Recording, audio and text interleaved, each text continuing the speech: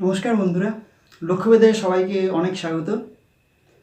আজকে আমরা করব ম্যাথস চ্যাপ্টারের পার্টনারশিপ। এর আগে আমরা রেশিও অ্যান্ড প্রপোর্শন চ্যাপ্টার করেছি, তার সাথে সম্পর্কযুক্ত এই চ্যাপ্টার। খুব ছোট একটা চ্যাপ্টার। পরীক্ষাতে বর্তমানে খুব বেশি প্রশ্ন না এলেও একটা সময় এই চ্যাপ্টার থেকে কিছু প্রশ্ন আসতো, তার জন্য এই চ্যাপ্টারটিকে অ্যাভয়েড করলে একদম চলবে না। তো আমরা জাস্ট খুব ছোটো একটা চ্যাপ্টার, কয়েকটা সমস্যার মাধ্যমে আমরা এই চ্যাপ্টারটিকে তোমাদের সামনে তুলে ধরার চেষ্টা করব। তো ডিরেক্ট আমরা চলে যাচ্ছি প্রশ্নে। পার্টনারশিপ বলতে আমরা মূলত যেটা প্রশ্নে দেখতে পাই যে বলা থাকে যে কোনো একটা ফার্ম বা কোনো একটা কোম্পানি বা কোনো একটা ব্যবসা, যেখানে দুজন বা তিনজন ব্যক্তি একসাথে পার্টনারশিপ বা একসাথে শেয়ারে কোনো একটা বিজনেস করে এবং বছর শেষে কিছু একটা প্রফিট হয়। সেই প্রফিট থেকে ওরা ওদের মূলধনের অনুপাতে বা কী ধরনের কাজ করেছে তার অনুপাতে ওরা সেখান থেকে প্রফিটটাকে বা শেয়ারটাকে ভাগ করে নেয়। তো এই ধরনের অঙ্ক আমরা পার্টনারশিপ থেকে পাবো। তো সমস্যা যেটা দাঁড়ায় যে কোনো সময় বলা থাকে যে এক বছর কারো মূলধন 1 বছর খেটেছে, কারো মূলধন 3 মাস পরে খেটেছে, তার মানে কত হচ্ছে 9 মাস, বা কারোটা 8 মাস খেটেছে, এবং সেই অনুপাতে ওদের যে ওটা প্রফিট হয় বা লাভ হয় সেই লভ্যাংশটা ওই অনুপাতে বিভাজিত হয়। তাহলে আমার যদি 1 বছর করে যদি সবারটা খাটতো, সেই ক্ষেত্রে আমাদের কোনো সমস্যা থাকতো না। কিন্তু এই যে 3 মাস বা 4 মাস পরে কেউ টাকা খাটাচ্ছে, সেই সময়টা যদি সেই সময়ের যদি অঙ্ক দেওয়া থাকে, সেই সময়টাতে একটুখানি সমস্যা হয়। সেই ধরনের সমস্যা নিয়ে আজকে আমরা আলোচনা করব। তো প্রথম প্রশ্নে আমরা যেটা দেখতে পাবো, সেখানে বলা রয়েছে যে অমল একটা বিজনেস স্টার্ট করবে। অমলের যেটা মূলধন থাকবে সেটা হলো অমল 12,000 টাকা নিয়ে। অমলকে এ দিয়ে ডিনোট করলাম। তো অমল 12,000 টাকা নিয়ে একটা বিজনেস স্টার্ট করছে।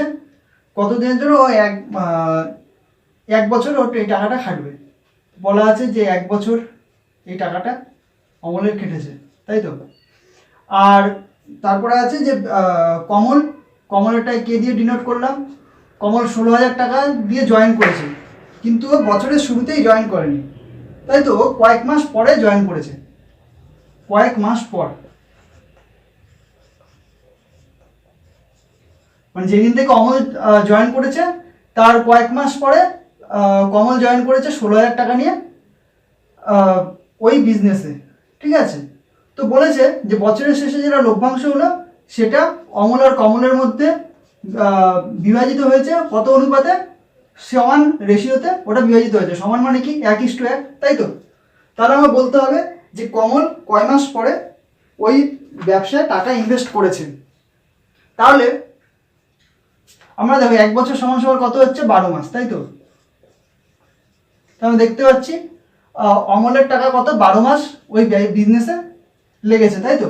কিন্তু কমলের টাকা কয়েক মাস পরে, তাহলে ধরে নিলাম কমলের টাকাটা X মাস কি হচ্ছে? ব্যবসায় খেটেছে। ধরি X মাস কমলের মূলধন ব্যবসায় লেগেছে, ঠিক আছে? ব্যবসায় লেগেছে। তাহলে আমরা এখান থেকে বলতে পারবো যে তাহলে আমার মূলধনের যেটা অনুপাত হবে সেটাই তো প্রফিটের অনুপাতটা, তাই তো? তাহলে আমি বলতেই পারি এটা যে অমল বাই কমল সমান সমান হয়ে যাবে 12,000। এটা কতদিন কেটেছে? 12 মাস। আর কমলের কত? 16,000 টাকা। কতদিন কেটেছে? এটা X মাস। আচ্ছা, ছোটো হাতের X করে দিই, এটা আমার সুবিধা হবে, তো ইন্টু চিহ্ন আর X চিহ্ন একই হয়ে যাবে। তাহলে এটা সমান হয়ে যাচ্ছে এটা, এটা সমান আবার কত হবে? কত আছে? 1:1, তাহলে 1/1 রেশিওকে এভাবে লেখা যায়। তাহলে এখান থেকে আমি X এর মানটা বের করে নিতে পারি। কে বের করবো? এটা এটা কেটে গেল। আচ্ছা, 4 3 12, 4 4 16, 4 3 12। তাহলে X সমান সমান কত পাবো? or X ইকুয়ালস টু পেয়ে গেলাম আমি 3 × 3 সমান সমান 9। তাহলে কি হলো যে কমলের টাকা কতদিন ব্যবসায় খাটলো? কমলের টাকা হলো 9 মাস, তাই তো? তাহলে উত্তর হলো 9 মাস। 9 মাস কমলের টাকা খেটেছে। এবার যে জিজ্ঞাসা করতে যে কতদিন পরে কমল জয়েন করেছে, তাহলে 12 মাস থেকে যে 9 মাস যদি ও টাকা খাটে তাহলে কতদিন পরে কমল জয়েন করেছে, তাহলে কমল জয়েন করেছে বা কমল ব্যবসায় যোগ দিয়েছে কতদিন পরে, ব্যবসায় যোগ দেয় কতদিন পর হবে, 12 - 9 = 3 মাস পর। তাই তো? কোনো যদি সমস্যা থাকে নির্দ্বিধায় কমেন্টে জানাবে। তাহলে আমাদের উত্তর কত হচ্ছে, আমাদের উত্তর হয়ে গেল 3 মাস। এটা হয়ে গেল আমাদের আনসার। আচ্ছা, এর পরের প্রশ্নটা, এটা পিএসসির পরীক্ষায় এসেছিল। তো এখানে বলে দেওয়া আছে এ ও বি এর মূলধনের অনুপাত আছে 1/3:1/4। তাই কারণ ভগ্নাংশের অনুপাতে আমাদের দেওয়া আছে মূলধনের অনুপাতটা। এই ধরনের যদি দেওয়া থাকে তাহলে আমরা এই ভগ্নাংশ থেকে আমরা পূর্ণ সংখ্যা যদি আনতে যাই তাহলে কী করবো, ক্রস গুণ করে আমরা অনুপাতটা বের করতে পারি। ক্রস গুণ মানে এটার সাথে এটা ক্রস গুণ করে এখানে বসাবো, এটার সাথে এটা ক্রস গুণ করে এখানে বসাবো। ঠিক আছে? তাহলে কত হচ্ছে, 4-এর সাথে 1 ক্রস গুণ করে 4, 3-এর সাথে 1 ক্রস গুণ করে হচ্ছে 3। তাহলে এটা হবে মূলধনের অনুপাত। ঠিক আছে? এই জায়গাটা আরেকবার বলে দিচ্ছি, লবের সাথে প্রথমটার লবের সাথে পরেরটার হর ক্রস গুণ করে আমরা যেটা পাবো সেটা প্রথমটার ক্ষেত্রে বসাবো, এবং পরেরটার হরের সাথে পরেরটার লবের সাথে প্রথমটার হরকে ক্রস গুণ করে আমি পরেরটার অংশ পাবো। ঠিক আছে? অনুপাতের অংশটা পাবো। তাহলে এটা হয়ে গেল আমাদের এ ও বি এর মূলধনের অনুপাত পূর্ণ সংখ্যায়। এবার আমাদের লাভ কত বলে দেওয়া আছে, লাভ বলে দেওয়া আছে 20,000 টাকা। আর বলে দেওয়া আছে ব্যবসা দেখাশোনার জন্য বি পায় লভ্যাংশের 30%। মানে এটা ওকে ব্যবসা দেখাশোনার জন্য এই 30%টা ওটা দেবেই। ঠিক আছে? আর বাকি যেটা থাকবে সেই টাকাটা এই অনুপাতে বিভক্ত হবে এ আর বি এর মধ্যে। তাহলে বি এক্সট্রা তো পাচ্ছে, কত পাচ্ছে, যে 30% এটা ও প্রথমে পেয়েই যাবে, বাকি যেটা পড়ে থাকবে সেটা মূলধন অনুপাতে বিভক্ত হবে। তাহলে বি লভ্যাংশে যদি 20,000 টাকা যদি হয় ওদের টোটাল প্রফিট বা লাভ, তাহলে 20,000 টাকা 30%, 30% মানে কত, 30/100। তাই তো? শতাংশ চিহ্ন উঠে গিয়ে নিচে 100 বসে।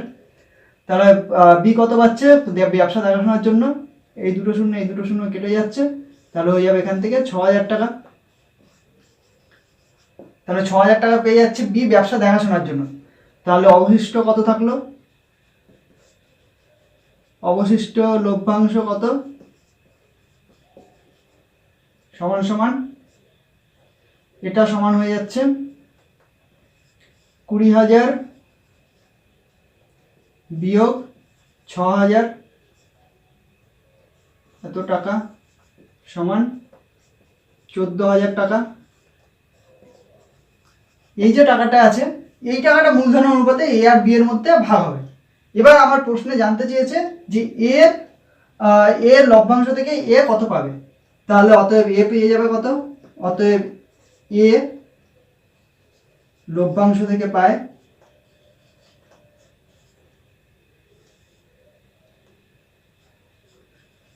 পাবে সমান, আমরা জানি এভাবে করে কীভাবে বের করতে হয়, আমরা রেশিও প্রপোর্শনে শিখেছি। 14,000 তার সাথে গুণ করতে হবে, এখান থেকে এ এর অংশ কোনটা 4, তাই তো, আর তার সাথে কী হবে অনুপাতের এই সংখ্যামান দুটো যোগফল, পুরো পদ আর বড় পদের। তাহলে 4 + 3 = 7। তাহলে কত হচ্ছে, এটা সমান 14,000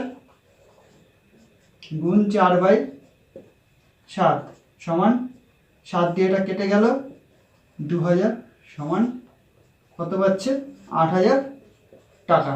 তাই তো? তাহলে এর যেটা প্রফিট থেকে এ যেই অংশটা পায় সেটা হলো 8,000 টাকা। এটাই হলো আমাদের আনসার। এবার যদি জানতে চাইতো যে বি কত টাকা পাচ্ছে, তাহলে বি কত টাকা পাচ্ছে এটা আমি বের করতে গেলে কি করতে হতো, 8,000 টাকা যদি এ পায় তাহলে বি কত পাচ্ছে, এটা এক্সট্রা বলে দিচ্ছি যে বি পাবে এখান থেকে, এ যদি 8,000 পায় তাহলে 14,000 থেকে 8,000 বিয়োগ 8,000 সমান কত, 6,000 টাকা।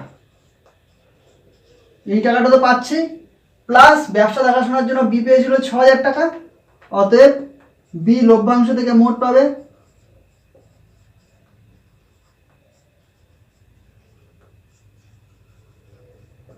9 মোট পায় 6,000 আর এই 6,000 টোটাল কত হচ্ছে? টোটাল হয়ে যাচ্ছে 12,000 টাকা।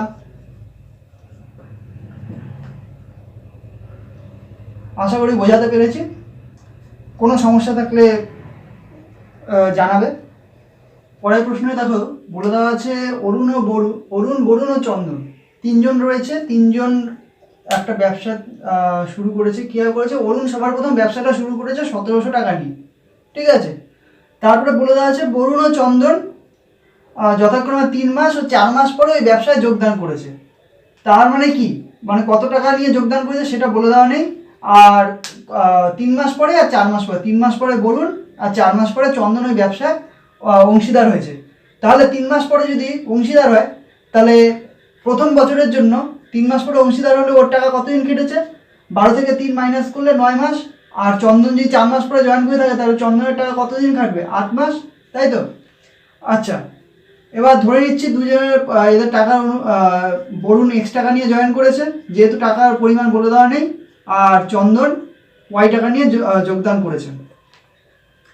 এবার বলে দেওয়া আছে যে লভ্যাংশ যেটা হয়েছে সেই লভ্যাংশের বিভাজনটা কীভাবে হয়েছে? অরুণ বরুণ চন্দনের মধ্যে 2:3:5 অনুপাতে বিভাজিত হয়েছে। এবার আমার জানতে চাওয়া হয়েছে যে বরুণ কতদিন পরে ওই ব্যবসায় কত টাকা নিয়ে যোগদান করেছে। কতদিন পরে তো বলে দেওয়া আছে কত টাকা নিয়ে যোগদান করেছে। তো সেই ক্ষেত্রে আমাকে চন্দনের অনুপাতটা দরকার নেই, আমার শুধু অরুণ আর বরুণের যে অনুপাতটা সেটা আমি এখান থেকে নিয়ে নিলাম। 2:3 হবে অরুণ ও বরুণের লভ্যাংশের বিভাজনের অনুপাতটা 2:3। তাহলে এই অনুপাতটা নিয়ে আমি অঙ্কটা করে নিচ্ছি। একইভাবে কী হবে?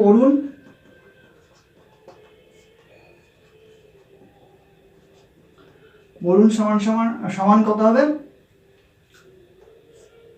অরুণের মূলধন 17,000 টাকা, কতদিন খেটেছে? 12 মাস। বরুণের মূলধন কত? x টাকা, কতদিন খেটেছে? 9 মাস। সেটা অনুপাতটা কত? 2/3। এখান থেকে আমি পেয়ে যাচ্ছি অথবা 2 দিয়ে এটা কাটলে 6, 3 দিয়ে 9 কাটলে 3, 3 দিয়ে এটা কাটলে 2, তাহলে কত হচ্ছে?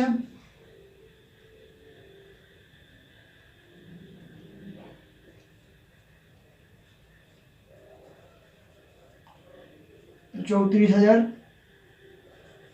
এক্স এর মান। তার মানে কি হচ্ছে? 34,000 টাকা নিয়ে বরুণ ওই ব্যবসায় যোগদান করেছে, তাই তো? তাহলে উত্তর কত হবে? উত্তর হবে 34,000 টাকা।